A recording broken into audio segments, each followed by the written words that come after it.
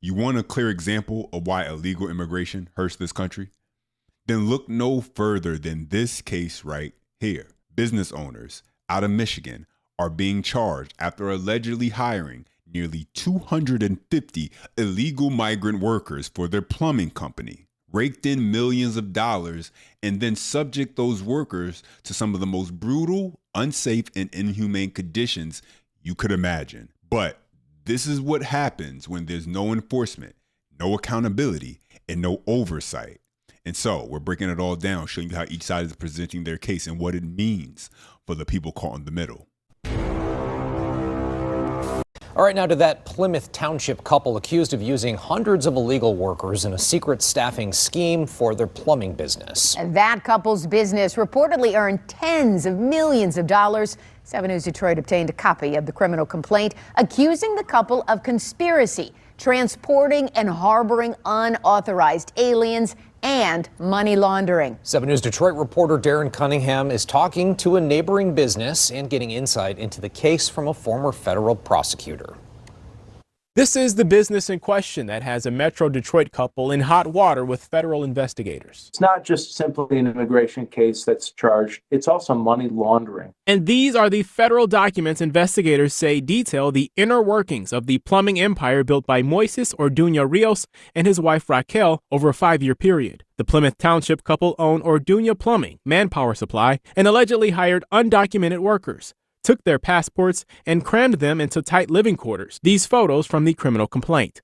The federal complaint focuses on Rochester, New York, but Michigan, Ohio, and North Carolina are also mentioned as places the company operates. According to the complaint, out of 253 workers, only 6 were in the U.S. legally and permitted to work. The complaint claims the husband and wife generated $74 million in their plumbing business that was based out of Michigan. So whenever you use money that is unlawful and you deposit it into a bank and you manipulate the banking system, that's money laundering.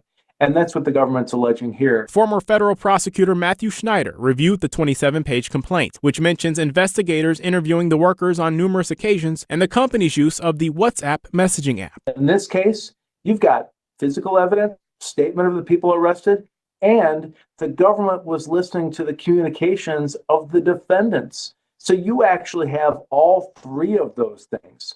And whenever you have a criminal defendant speaking and being recorded, and the government has that evidence, that's extremely powerful, and the burden on that is really hard to overcome. The company headquarters is in Plymouth Township, where we stopped to see if anyone was present who could speak to the allegations. No one was there. We then went next door. It's pretty crazy how big the operation was, with very little activity that was there. Jeff Goebbels, a golf pro, runs his business in an adjacent office space. He said he'd see about 3 people in and out of the office, and he's stunned by the allegations. Yeah, it's kind of frightening that they could get that deep. It just looked like a normal business that I didn't see a lot of work trucks coming in and out, but that it was that detailed with the immigration issues that are going on today, it's pretty interesting.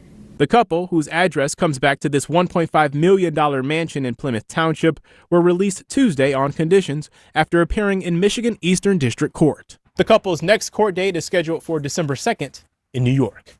In Plymouth Township, Darren Cunningham, 7 News Detroit. All right, thank you so much, Darren. You see, this is the part that people don't think about enough. And when you have these idiots out in the streets in Chicago and now more recently in Charlotte, all you hear is the crying, the marching, and the signs. Everybody wants to scream about how wrong enforcement is, but none of them ever connect the dots on what this actually does to the country. The same people they claim they're fighting for are the ones getting exploited the worst because they're here illegally. When people cross into this country without legal status, they already know they have to stay under the radar, but they're still looking for work. They're still looking to feed their families, and they're still looking for a way to survive. And so what do you think that means? It means they're far more likely to accept anything, any pay, any condition, any treatment, because who are they going to speak out to, even if they did understand exactly what was going on? And it looks like this is exactly why this company in Michigan hired illegal workers. I mean, I don't think you need to be a genius. You just need a little bit of street smarts and common sense to see what goes on with employers like this. I mean, one thing you do not have to worry about when you hire illegal workers as well. I say this, no one's coming asking for a raise, I bet, or complaining about work conditions or any of the other normal things that people who understand their rights when they get hired for a job, and that doesn't mean they're a slave now to this company that gets the right to treat them any type of way, would know if they were here legally and understood the American system when it comes to workers and employers. Companies like this know exactly what they're doing. They know the workers aren't going to fight back. They know that they can exploit them. They know that they can subject them to whatever conditions they want, underpay them, while they rake in millions of dollars. But this is the dark side that all those protesters refuse to acknowledge. This is why open borders and protest theatrics don't help anyone. They actually create the conditions for the worst kind of exploitation. I mean, this couple was able to afford a lavish lifestyle. Take a look. Ruth, I can tell you that we've been digging into this all day, and the couple lives over in Plymouth, and they are facing serious charges and serious time behind bars if they are convicted of these charges. But let's break this all down. Let's get into some of these details. Now, Fox 2 visited the home over in Plymouth, knocking on their door. No one opened the door, but spoke through the door, saying that they are not interested at this time with speaking with the news media. Now, according to the Department of Justice, U.S. Attorney's Office out of the Western District of New York, the couple was investigated between January 2022 and August 2025. Their names, 36-year-old Moises Orduna Rios and 30-year-old Raquel Orduna Rios. I mean, it looks like they're doing pretty good to me. Big chunk of land, nice looking home. As to be expected when you're making millions on top of millions of dollars off the backs of people who you don't got to worry about actually taking care of, like a respectable company does in this country. Now, I went ahead and looked this up. These are a couple of the ways that businesses like this are able to rake in so much money off the backs of illegal workers and why they don't want to hire American workers. One, illegal full-time workers aren't paid at a higher rate when they work overtime. So while an American worker may expect to get time and a half or double time if they're working past 40 hours, a certain amount of hours, once you get into that overtime threshold, you don't have to worry about that when you hire illegal workers. Also, companies exploit them by paying them below minimum wage. And we know they get away with it because if they tried that with American-born workers, the risk of someone speaking out is much higher. And if that happened too many times with American workers, the company would probably have some real problems on their hands. Not to mention the money they save by skipping insurance benefits, workers' compensation, sick leave, vacation days, all the basic protections American workers would at least know to ask about. Illegal migrant workers don't have the leverage, and these employers know it. And so this is just one of the reasons why these protests going on in these sanctuary cities are ridiculous. And now what we see going down in Charlotte with these businesses shutting down and not opening because the workers aren't showing up might be covering more of exactly what we see going on right here. According to the Migration Policy Institute, 75% of adult immigrants living in Mecklenburg County illegally are employed. The top industry, construction. And tonight, the impact of Border Patrol operations is hitting local construction companies and sites who are seeing less workers. WCNC Charlotte's Miles Harris joining us now from Southwest Charlotte. And Miles, what have you been seeing? Yeah, Jane, well, a number of construction projects, they're hitting new roadblocks. They're either slowing down or being put on pause altogether. And it's due to Border Patrol being here in Charlotte. My entire operation is grounded. Nobody's working. Construction booms in Charlotte, from high-rise apartments to suburban home developments. But many of these projects depend on skilled labor. Faze Fakhri with F2 Construction says that after reports of Border Patrol agents operating in the region, work crews grew hesitant to show up. What's really unfortunate is me receiving videos from my staff hiding behind their curtains and recording violent behavior from ICE right outside of their door. Fakhri stresses all of his staff have paper documents, but he took matters into his own hands and hit pause on all projects.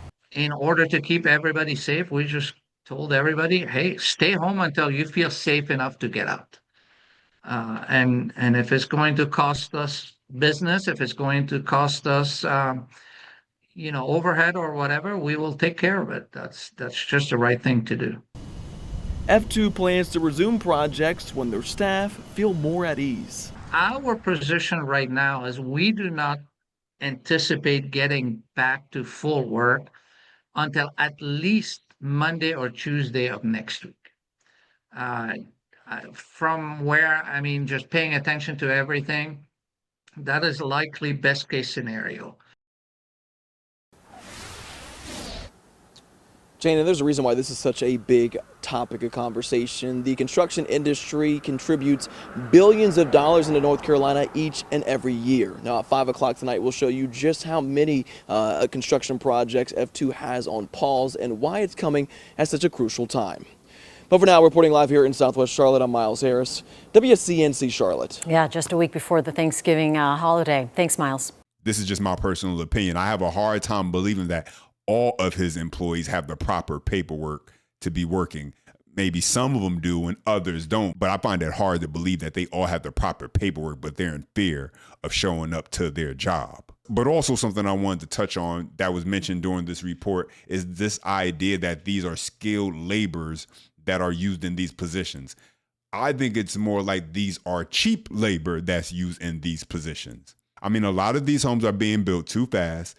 By the time you move into them and get settled in, it takes, a few months, and you're already seeing leaks, cracks, and problems with the foundation because of the shoddy work. You don't have to take that big of a leap when it comes to, if you want to call it thinking outside the box, using your common sense, whatever you want to call it, but it's not that far of a stretch to understand that some of these construction companies are out here willing to cut corners in order to pocket a few extra dollars for some profits. And so we know these companies are exploiting illegal migrants for cheap labor. And we know that these companies are choosing not to hire American citizens. And we also know that their entire operation falls apart the moment ICE rolls into town because the workers they depend on suddenly can't show up for work. But there's another side to this conversation, an opposing viewpoint. Take a listen. You are a bad, evil person. You need to be expunged. You need to go to another country. You need to know what it looks like. Instead, you're pulling over innocent people, not asking for any ID and just hauling them off. You all should be ashamed. How do you go home to children, to friends, to family? Do you tell them what you do for a living? That you arrest people without cause? That you just pick them up, put them in a truck? Is that what you do? Are you proud of yourself for doing this? Are you absolutely proud? Thank you for calling the ICE hotline. Are you proud of this? Are you proud? You are an idiot. You do not deserve to walk the face of this earth. None of you. None of you. You are fools. I didn't get a name. They took somebody out of that car. And Yeah, these people are out of their minds. And honestly, it's sad. I wonder how many of them have ever protested outside of the companies that exploit the very people they claim they're fighting for. I think we all know the answer to that. But now, guys, I want to hear back from you. Drop your comments down below. I appreciate when you guys chime in. As always, best way you can show your support and that you enjoyed the content is by smashing that thumbs up. That tells me you like the video, and subscribe to the channel for more breakdowns like this. And as always, until next time.